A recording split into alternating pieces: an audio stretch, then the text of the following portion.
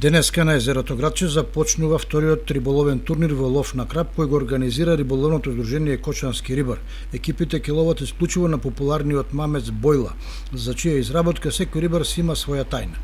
Ке се лови 50 часа непрекинато, почнувајќи од денеска до недела во 12 часот, кога ќе бидат сумирани резултатите од мерењата на уловената риба.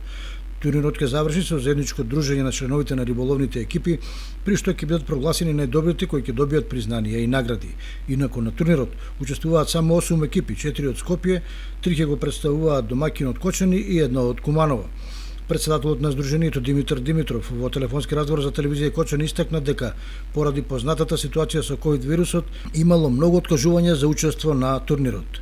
Во пресрет на турнирот извршено е уште едно порибување на езерото Градче со возрастен краб. Пуштени се 308 килограми риба со големина, односно тежина од 1,5 до 5 килограми, што треба да придонесат за побогат улов на рибарите и поинтересен турнир.